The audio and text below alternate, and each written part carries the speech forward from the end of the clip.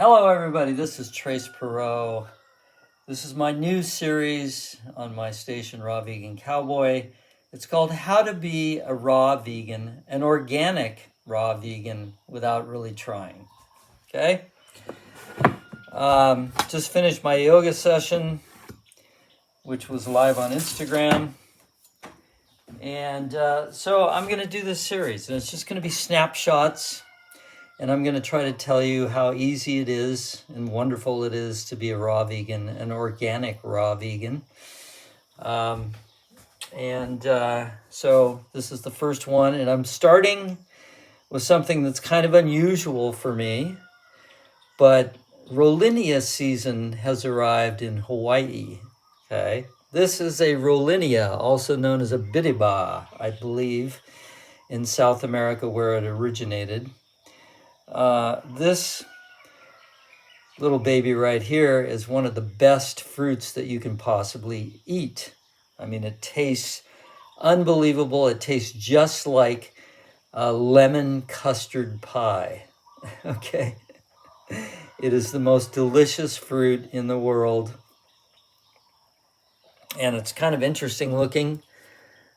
This is a ripe one. Of course, they come green off the tree. You have to wait till they actually ripen on the tree, right? So you don't see them in anywhere but farmers markets because they can't sit on a shelf for 2 weeks, right? They go rotten. So they come right off the tree. I know a guy in Costa Rica at a raw food retreat center, and he planted like 50 of these trees.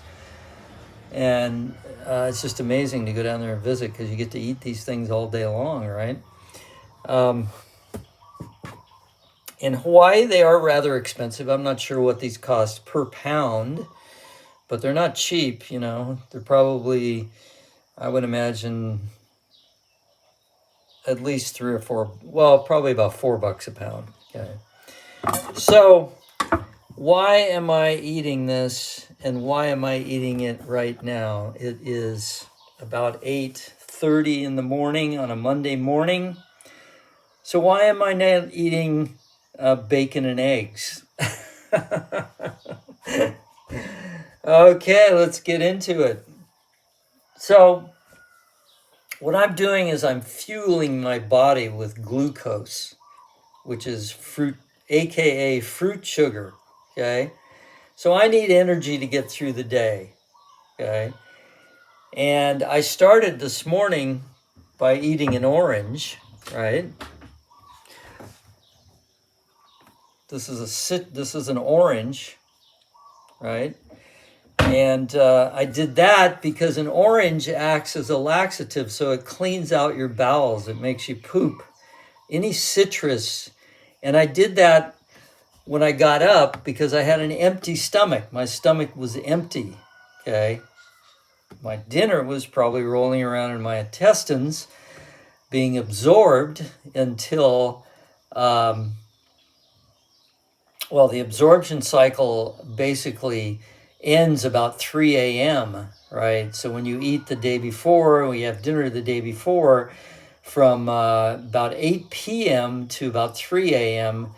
Is one of the 3 natural cycles in, what do they call that? I forget what it's called. Natural hygiene, it's called, right? So, I was absorbing nutrients until 3 a.m. in the morning. Then I got up. This morning I got up at 2:30 a.m., right? Went back to sleep for about 15 minutes at around 6. But that's because I went to bed at 9. And anyways, so I got up, and what I did was I ate an orange. And by that time, my stomach was empty, and the orange got in there and induced, me to poop. All right, to clean out my bowels, right? That's what citrus does. So every morning, I always make it a point to eat citrus and wait for a half an hour before I eat anything else, right? This cleans your bowels out.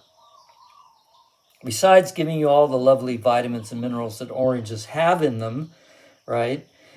Now, the other thing about you need to know about citrus or any acid fruit is it doesn't have any calories. There might be 3 calories in this piece of fruit. Okay, calories is what you need to fuel your body, right? You need calories. Okay, so you're not going to get energy from an orange, although it is well known that when you're like running a marathon or doing something very strenuous and you need stamina, that for some reason eating an orange or a few oranges or drinking orange juice will increase your stamina, which is kind of interesting. I don't know why that is, but it doesn't have anything to do with calories, that's for darn sure. So anyway, so I ate the orange, I did my yoga session, and so now my primary interest is to fuel my body, right? So if I was eating bacon and eggs, right, there's no calories really in bacon and eggs. It's just fat, right? Now, if you're into keto or carnivore, you could say, well, the bacon and eggs, you can burn that fat for energy. Well, that is an emergency mechanism that your body evolved to for emergency situations when your real food was not available. You ate more nuts and seeds and avocados or whatever there was that was fatty, right? Because the fruit wasn't there. Basically is, I think, the way that it played out. So you don't want to be burning fat all the time for energy. It's ketosis. It's extremely unhealthy. It will kick back at you and make you sick. And most of those keto carnivore people don't last very long on that diet. You don't ever hear about the downside, right? But you get these people on Instagram and they're 25 years old or 30 years old, and they've been doing carnivore for, 6 months or a year or even 2 years, right? And they're raving on about all the benefits and how all their allergies cleared up and all this kind of stuff, right? Well, that's a temporary condition, and I'll tell you right now that condition is due not to the fact that they are eating purely meat or high-fat, low-carb diets. It's due to the fact that by cutting out carbohydrates and not mixing them with the protein and the fat, a la a potato and a piece of steak together, or bread and bacon together, right? Bread is a carbohydrate. Bacon would be considered to be a fat food with some quote-unquote protein in it. They're properly combining. So if you're just eating meat, that's all you eat, like on a pure carnivore diet, your actual digestion process is going to be more efficient, okay? It's not going to, when you start mixing the wrong kind of foods together, it taxes your body and takes your energy, right? So that's why they're getting those results. The fact is they get the same results, and it would be a lot healthier if they were only eating carbohydrates rather than only eating meat. It's a lot healthier, right? If they were a vegetarian only eating carbohydrates and maybe some vegetables every now and then or something, it'd be a lot healthier. Meat is highly acidic, and all disease that is not environmentally caused is a result of acidity in your system. It's as simple as that. It doesn't matter what the disease is. If it's not environmentally caused, it's due to acidity in your system, which, causes your mitochondria to malfunction and creates all kinds of problems. Okay, so meat, dairy, fish, eggs, chicken, all that stuff is highly acidic when it's digested in your system. Besides being extremely high in fat, all that food is fatty food, right? And the other thing you need to know about that is as soon as your fat consumption goes over 10% of your total calorie intake, then your insulin receptors shut down, and you can no longer process glucose from the carbohydrates into your muscles to fuel your body. So your glucose, your sugar level in your bloodstream elevates to a dangerous point, creates diabetic and pre-diabetic conditions, of which I think pre-diabetes is at the 50% mark in the United States right now, right? So these are all reasons why you're looking at this and I'm doing this, right? Okay, number one, I'm not improperly combining my food. Number two, I'm fueling my body. Number three, I'm eating high water content food. This is like probably 85 to 90% water. Okay, the more water in your food, the easier it is to digest. It's not what we call a condensed food. Steak is a condensed food. Quinoa is a condensed food. This is a very, dense food with no water in it. And the more water in it, the easier it is to digest. So the less it robs you of your energy. Just try it. On an empty stomach, eat something dense, right? Eat a piece of steak and watch what happens to your energy. It's gone, all right? So basically, I'm starting it out, and this is what we call a high-density sweet fruit. We had an acid fruit. This is an acid fruit. People say, "Oh, I'm a fruitarian." Well, it's a little bit more complicated. Oh, yeah, I just eat fruit. It's a way more complicated than that. You got to know what you're doing. Okay, so there are three types of fruit. I'll just go into very briefly. This is an orange. This is an acid fruit. Okay. What else do I have? Okay, these little guys, and apples and things like that, peaches, plums, all that kind of fruit. But these are longans. These are called a subacid fruit, okay? They don't have any calories either. Very few calories. So you have to make the distinction between these three types of fruit. So really, being a raw vegan is not really very difficult, but you do have to have knowledge. It does require knowledge. So you got these three types of fruit here. You got acid, subacid. This is what we referred to as a high-density sweet fruit. It's very dense, so there's tons of calories in this, right? If you take one banana, this apple banana has about 60 calories in it as opposed to this orange, right? 60 calories. So if you eat a smoothie with 12 of these, what's that? 608, almost 800 calories in that smoothie, right?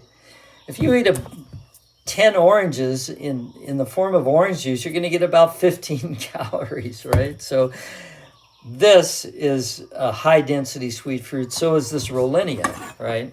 So we're going to just open this up, take a look at it. Now, the high-density sweet fruit is all about calories, right? And once you eat high-density sweet fruit, you don't want to eat anything else but greens, okay? So this is what this baby looks like inside. It's like lemon custard pudding, okay? It's one of the most amazing taste sensations in the world. It just tastes incredible.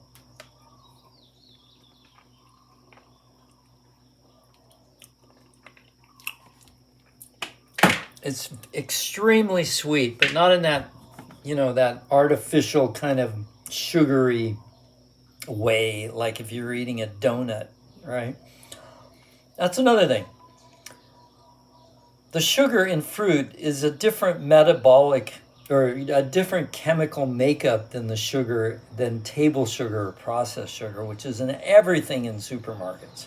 95% of the food in supermarkets has processed sugar in it. Extremely bad for you, extremely acidic, will make you sick. Okay. So, basically that's, the long and the short of my introduction to how to be a raw vegan without really trying. But you do have to have the knowledge, okay? So the first little tidbit of knowledge we're getting here is that there are actually 3 very distinct types of fruit. You have to know when to eat them, and when not to combine them. So you never want to combine an acid fruit with a high density sweet fruit. Okay, you just don't do that. It leads straight to indigestion, putrefaction, fermentation in your system, which results in gas. And fermentation, of course, produces smelly gas, right? So, but you can combine any kind of high density sweet fruits together that you want, right? You can also combine any kind of subacid fruit with a high density sweet fruit, or with like an orange, right? So the subacid fruit are like in the middle. They're the middle of the road. They can go either way. They can go be combined with acid fruit or sweet fruit, right? Acid fruit are on the opposite side of the spectrum as high density sweet fruit, okay? So if I eat this, I imagine I'm going to get probably 500 calories, right? I don't happen to have a blender. I've got a hand blender with me. What I usually eat in the morning is a banana smoothie with greens in it, with some kind of greens like celery, kale, cilantro, a big clump of cilantro, spinach. So that's usually the way I start the morning off. So I'm going to eat this, and just another note, all I'm going to eat is sweet fruit, high density sweet fruit, and subacid fruit, and greens like spinach, raw spinach, which is absolutely, if your taste buds are not co-opted by the American diet, you can appreciate the flavor of raw spinach. So that's what I'll be eating all day up until about 2 o'clock. Then I'll knock off the sweet fruit, right? I can still keep eating acid fruit, but I'll knock off the sweet fruit because I want to eat dinner at 6 o'clock, and that's 4 hours after 2 o'clock. 4 hours at what it takes for the sweet fruit to be completely digested and out of your stomach, right? So that when you go to eat your dinner, you can eat starchy vegetables, you can eat fat, you can eat what have you, and it won't conflict with the highly sugary content of the sweet fruit, which is going to cause indigestion and energy drain, and eventually some kind of sickness and disease if you combine it with all these things that shouldn't be combining with. So, so that initial period of natural hygiene, which is 3 a.m. to noon, is when you're cleaning out your system essentially, right? Even though in this case I'm eating fruit, but I did start with citrus. So that is your offload period, right? And then at 12 noon, you go into your cycle where you're giving yourself nutrients. So there's a little flexibility in there, but those are the first 2 periods. And then, noon to 8 p.m., you're taking in food. And then after 8 p.m., you're absorbing it. And then after 3 a.m., you're eliminating it, right? So that's kind of a short sketch of what natural hygiene is all about. So anyways, I'm going to sign off after that. I'm going to make it a short one. And I will be back for episode 2, Trace Perot, how to be a raw vegan and organic raw vegan. Everything I eat is organic, 100% organic. And we'll get into why that is. And signing off. See you on the next episode.